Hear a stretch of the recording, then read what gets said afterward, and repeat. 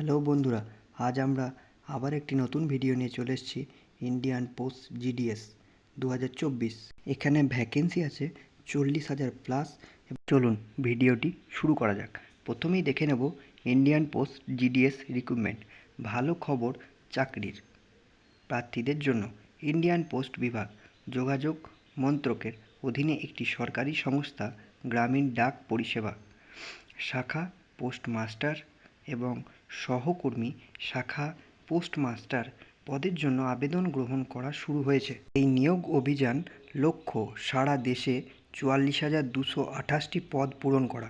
আগ্রহী এবং যোগ্য প্রার্থীরা অফিসিয়াল ওয়েবসাইটে Indian post GDS online government.in এগিয়ে নিবন্ধন করতে পারেন। চলুন এরপর দেখে নিই ফর্ম ফিল আপ কবে শুরু কবে শেষ। এবং আমাদের ফর্ম ফিল আপটি শুরু হচ্ছে 15 জুলাই 2024 এবং শেষ হবে 5 আগস্ট 2024। আপনার সংশোধন উইন্ডো খুলবে 6 আগস্ট 2024, ঠিক ফর্ম ফিল আপের একদিন পর, এবং সংশোধন উইন্ডো শেষ হবে 8 আগস্ট 2024, ঠিক দুদিন পর। এরপর আমরা দেখে নেব ধাপে ধাপে আবেদন করার প্রক্রিয়া।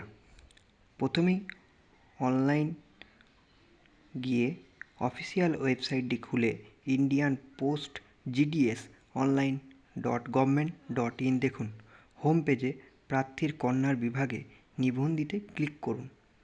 প্রয়োজনীয় বিশদ যেমন নাম, জন্ম তারিখ, মোবাইল নাম্বার, ইমেল আইডি এবং শিক্ষার বিবরণ পূরণ করে নিজেকে নিবন্ধন করুন। তারপর আবেদন করুন লিঙ্কটিতে ক্লিক করুন। আবেদনপত্র ভালো করে পূরণ করে সাবমিট বাটনে ক্লিক করুন। ভবিষ্যতে রেফারেন্সের জন্য এই ফর্মটি সংরক্ষণ করে রাখুন খুব যত্ন সহকারে, কারণ এটি আবার আপনার পরবর্তীকালেও দরকার হতে পারে।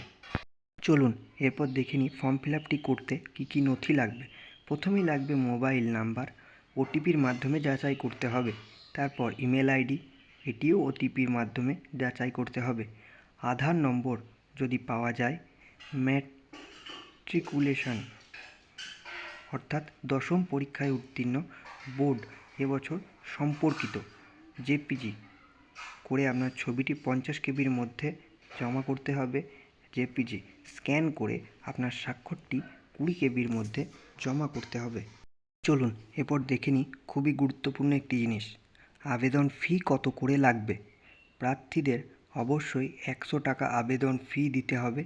তবে মহিলা আবেদনকারী, SC/ST আবেদনকারী, PWD আবেদনকারী এবং ট্রান্স ওমেন আবেদনকারীদের ফি দিতে হবে না। অর্থাৎ শুধু যারা জেনারেল বা ওবিসি ক্যান্ডিডেট, শুধু তাদেরই 100 টাকা করে দিতে হবে। এরপর নিয়োগ প্রক্রিয়া। নিয়োগ প্রক্রিয়ার জন্য আলাদাভাবে কোনো পরীক্ষা নেওয়া হবে না। মাধ্যমিকের নম্বরের উপরই ভিত্তি করে চূড়ান্ত প্রার্থী নির্বাচন করা হবে। অর্থাৎ এই পরীক্ষাটি কোনো রিটিন পরীক্ষা হচ্ছে না।